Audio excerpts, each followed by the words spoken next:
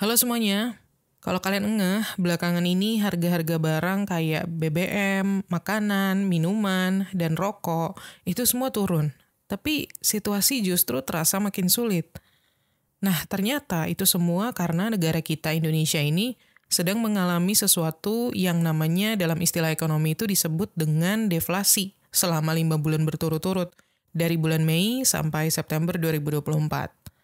Deflasi ini kebalikan dari inflasi ya, yaitu adalah kondisi terjadinya penurunan harga-harga barang dan jasa secara terus-menerus dalam jangka waktu tertentu. Sekilas kelihatannya menguntungkan kita, tapi ternyata ada banyak dampak negatif yang mengintai kita di balik terjadinya deflasi ini. Bahkan situasi yang dialami Indonesia sekarang itu disebut-sebut bisa lebih berbahaya dari yang kita sadari. Nah, mari kita bahas lebih dalam apa sih plus minusnya deflasi dan apa aja yang perlu kita lakukan sebagai masyarakat biasa supaya kita nggak semakin jatuh atau semakin terpuruk secara finansial. Kita mulai dari dampak positif deflasi dulu ya. Yang pertama yaitu harga produk dan jasa lebih terjangkau.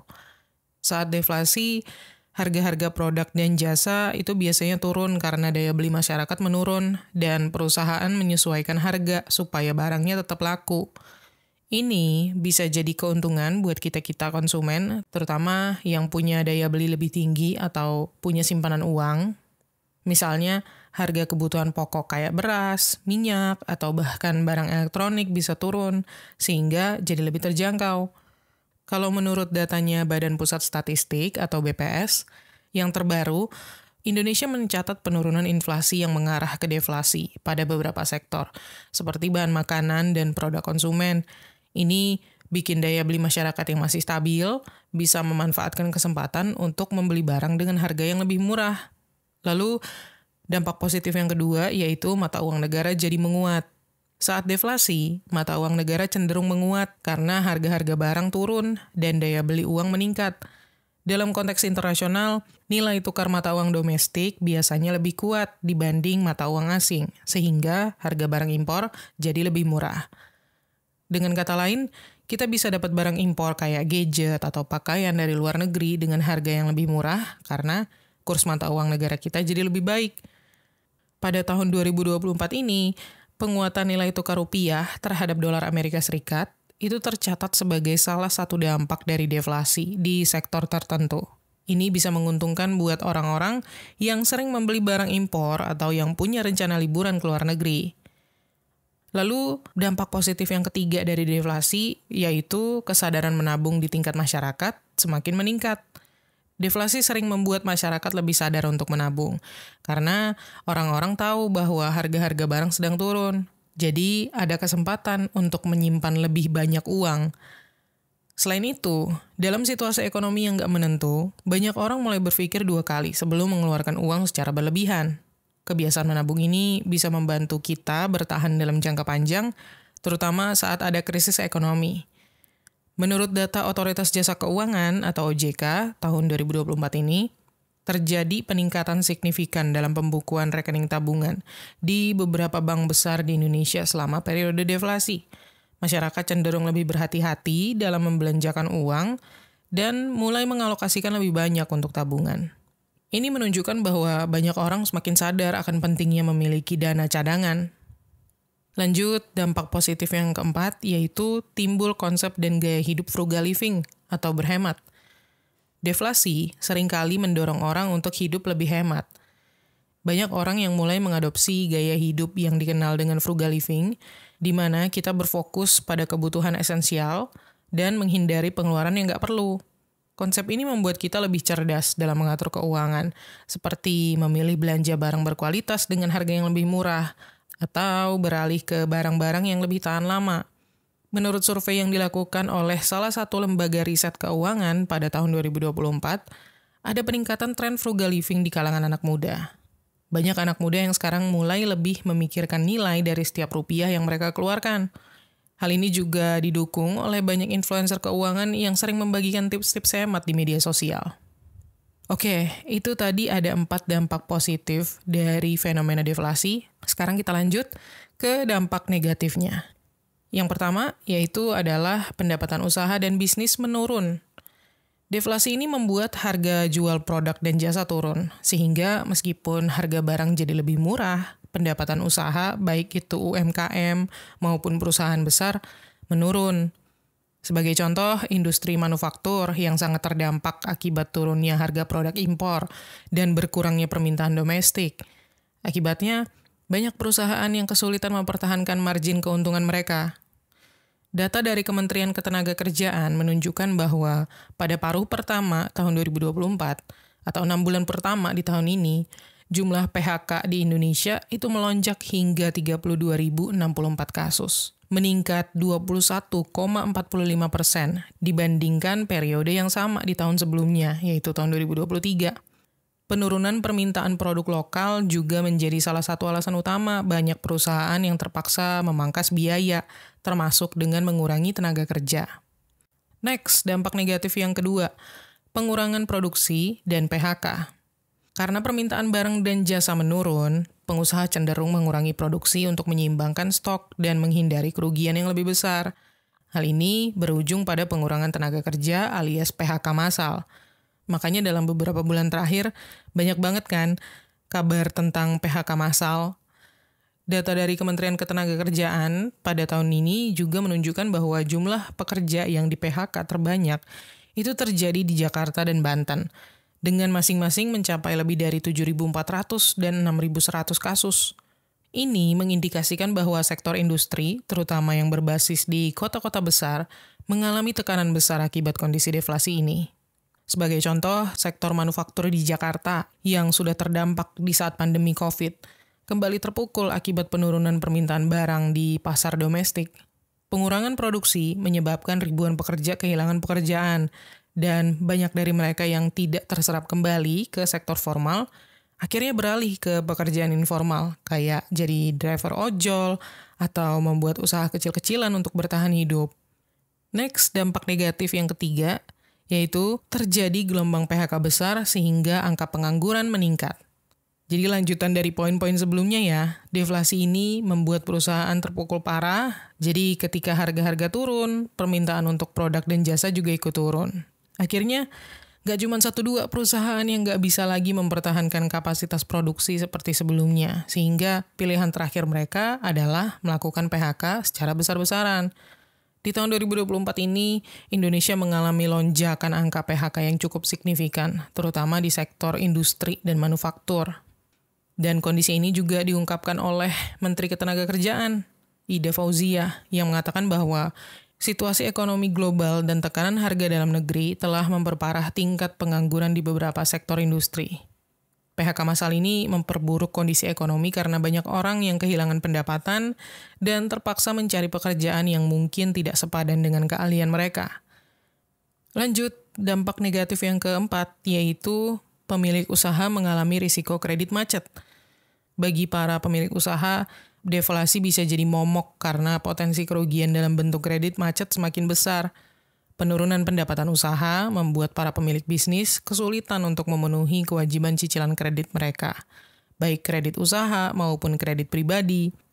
Saat arus kas perusahaan tersendat karena deflasi, mereka mungkin harus memilih antara membayar utang atau menjaga operasional bisnis tetap berjalan. Banyak yang akhirnya nggak mampu membayar cicilan kredit, sehingga kredit macet pun jadi masalah serius. Banyak UMKM yang terjerat utang karena pendapatan mereka turun drastis, tapi kewajiban pembayaran tetap berjalan. Next, dampak negatif kelima dari deflasi, yaitu adanya potensi investor menarik modalnya saat melihat aktivitas jual beli merosot. Ketika deflasi terjadi, penurunan harga barang dan jasa bisa membuat investor khawatir.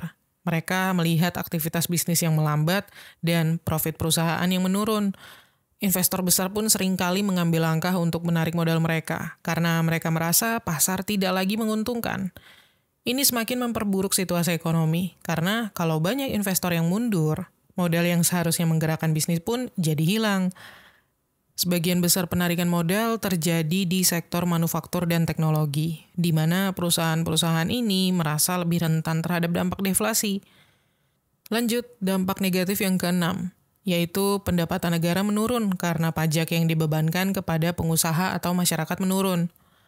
Deflasi nggak hanya berdampak pada bisnis dan individu, tapi juga membuat pendapatan negara dari pajak menurun. Ketika bisnis mulai lesu dan harga barang turun, omset perusahaan juga turun. Kalau omset perusahaan menurun, pajak yang dibayarkan perusahaan ke pemerintah ikut berkurang. Ini jelas berdampak besar ya pada anggaran negara, karena penerimaan pajak adalah salah satu sumber utama pendapatan negara. Next, dampak negatif yang ketujuh. Aktivitas perekonomian negara mengalami resesi. Ini sebenarnya lebih ke potensi dari deflasi yang berkepanjangan ya, di mana ketika harga-harga terus turun, masyarakat menunda belanja berharap harga akan semakin murah. Akibatnya, permintaan turun, produksi ikut turun, dan angka pengangguran meningkat. Semua ini menciptakan siklus buruk yang bisa mendorong negara masuk ke dalam resesi. Lalu, apakah deflasi lebih buruk dan berbahaya daripada inflasi bagi kita sebagai masyarakat? Nah, secara garis besar, baik inflasi maupun deflasi sebenarnya memiliki dampak yang berbeda ya terhadap kita, masyarakat. Tapi, kalau kita membandingkan keduanya, bisa dibilang deflasi itu sering dianggap lebih buruk dari inflasi dalam konteks jangka panjang. Deflasi berisiko memperburuk situasi ekonomi dengan memicu pengangguran, penurunan aktivitas bisnis, dan ketidakstabilan pasar. Sebaliknya, inflasi yang moderat, yang masih terkontrol, itu masih bisa dikelola dan memungkinkan ekonomi tetap bergerak. Jadi, bisa disimpulkan bahwa deflasi secara umum memang lebih buruk dari inflasi bagi masyarakat, karena menyebabkan perlambatan ekonomi yang lebih besar dan lebih sulit dipulihkan. Ekonom Bright Institute, Muhammad Arif Perdana, bilang bahwa deflasi yang sekarang terjadi di Indonesia bisa jadi jauh lebih berbahaya dari sekadar turunnya harga-harga barang dan jasa. Karena deflasi beruntun dalam 5 bulan belakangan ini jadi indikator bahwa pendapatan atau uang di masyarakat sudah semakin langka didapatkan. Atau dalam kata lain, uang yang dimiliki masyarakat semakin menipis. Uang semakin sedikit itu bukan berarti karena kita nggak pengen belanja, tapi karena pendapatan kita udah turun. Nah, kalau udah begitu, sekarang apa nih yang bisa kita lakukan sebagai masyarakat biasa? Oke, ini dia beberapa tips keuangan yang bisa kita semua terapkan. Yang pertama yaitu bijak mengatur pengeluaran dan buat daftar prioritas. Di saat ada deflasi, harga-harga barang memang cenderung turun, tapi bukan berarti kalian bisa asal belanja. Penting banget untuk tetap bijak mengatur pengeluaran. Bikin daftar prioritas barang atau jasa yang benar-benar kalian butuhin. Misalnya kebutuhan sehari-hari kayak makanan, listrik, transportasi, atau tagihan wajib. Setelah itu, alokasikan anggaran atau budget untuk belanja tersebut. Jadi kalian nggak sampai boros atau tergiur membeli barang yang nggak penting. Dengan harga-harga yang lebih murah, memang jadi terasa menggoda ya untuk beli ini itu, beli langsung banyak. Tapi ingat, kalau keuangan kalian nggak diatur dengan baik, bisa-bisa malah jadi bumerang bagi kalian. Menurut riset, 40% masyarakat Indonesia sering banget tergoda untuk membeli barang-barang yang nggak direncanakan saat harga turun. Makanya, punya rencana pengeluaran bisa membantu kalian untuk tetap disiplin. Coba terapin prinsip frugal living, di mana kalian hanya fokus pada pembelian yang benar-benar penting dan bernilai. Misalnya, kalian pas ke mall lihat harga baju lagi diskon besar-besaran karena ada deflasi.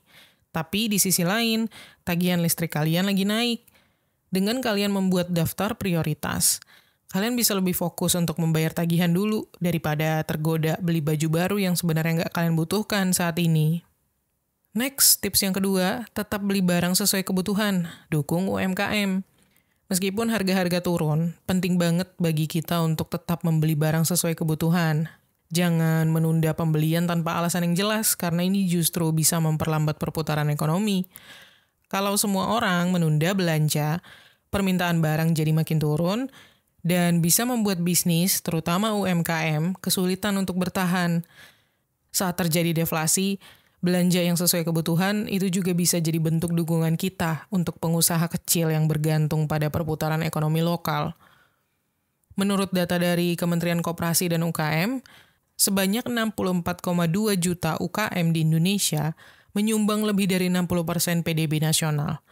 Jadi, dengan mendukung para pengusaha kecil dan menengah di saat deflasi, kita nggak cuma membantu mereka bertahan, tapi juga ikut menjaga lapangan pekerjaan di tingkat lokal. Kayak misalnya kalau ada toko roti lokal di dekat rumah kalian yang menawarkan diskon selama deflasi, daripada menunda untuk beli roti karena kalian berpikir harga bisa turun lagi, kalian tetap aja beli roti itu sesuai kebutuhan kalian.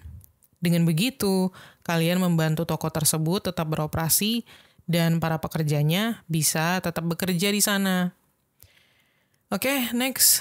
Tips yang ketiga, kembangkan keterampilan baru atau tingkatkan keahlian yang udah ada. Tadi kita udah tahu ya bahwa salah satu efek negatif dari deflasi adalah meningkatnya angka pengangguran. Perusahaan seringkali memangkas jumlah tenaga kerja karena turunnya permintaan. Di situasi kayak gini, penting banget bagi kita untuk selalu siap dengan rencana cadangan. Salah satunya dengan mengembangkan keterampilan baru atau meningkatkan keahlian yang udah kita punya. Data dari Badan Pusat Statistik atau BPS menunjukkan bahwa pada tahun ini, tingkat pengangguran di Indonesia naik jadi 5,8% akibat perlambatan ekonomi.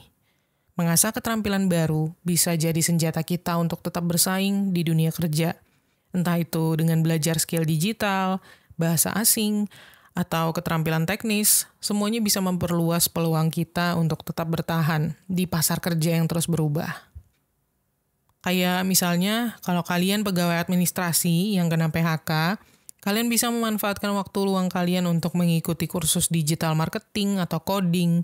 Karena dengan skill baru ini, kalian bisa mencari pekerjaan di sektor teknologi yang justru sedang berkembang, atau bahkan memulai usaha digital sendiri. Lanjut, tips yang keempat, cari alternatif penghasilan kayak bisnis sampingan, pekerjaan freelance, atau investasi yang aman. Saat ada deflasi, kita juga harus bisa mengamankan kondisi keuangan dengan mencari tambahan penghasilan. Kalian bisa mulai mencari peluang bisnis sampingan yang bisa kalian lakuin di rumah, atau pekerjaan freelance yang sesuai dengan keterampilan kalian. Selain itu, investasi juga bisa menjadi solusi. Tapi pilih yang aman dan rendah risiko ya, kayak misalnya emas atau reksadana pasar uang. Menurut survei dari Asosiasi Fintech Indonesia di tahun 2024, semakin banyak anak muda yang terjun ke dunia gig ekonomi atau ekonomi freelance untuk menambah penghasilan. Selain itu, investasi di instrumen yang aman seperti emas itu juga meningkat karena masyarakat mencari cara untuk menjaga nilai aset mereka di tengah deflasi. Contoh deh, misalnya kalian bisa mulai bisnis kecil-kecilan dari hobi. Misalnya kalian suka bikin kue atau buka jasa desain grafis. Selain itu, kalian juga bisa sambil mulai investasi emas yang selama periode deflasi ini harganya justru cenderung stabil dan bahkan meningkat walaupun sedikit. Dan bisa jadi cara menyimpan kekayaan kalian untuk jangka panjang. Next, tips yang kelima. Memiliki cadangan dana darurat minimal 3-6 bulan pengeluaran bulanan. Saat terjadi deflasi, kondisi ekonomi seringkali nggak stabil dan ancaman kehilangan pekerjaan atau kebutuhan mendesak jadi lebih nyata. Untuk mengatasi hal ini, kita perlu punya safety net atau jaring pengaman berupa dana darurat. Idealnya, dana darurat ini mencakup 3-6 bulan pengeluaran bulanan kita masing-masing. Jadi kalau kalian per bulannya ngabisin 3 juta buat biaya hidup, maka sebaiknya kalian punya dana darurat sebesar 9-18 juta. Jadi kalau tiba-tiba kalian kehilangan pekerjaan atau ada keperluan mendesak kayak biaya kesehatan atau perbaikan rumah, kalian bisa tetap aman secara finansial dan nggak perlu mengandalkan utang pinjam sana-sini. Dana darurat adalah pondasi paling penting untuk kestabilan finansial kita, terutama di masa-masa sulit. Lanjut, tips yang keenam. Kelola utang dengan hati-hati.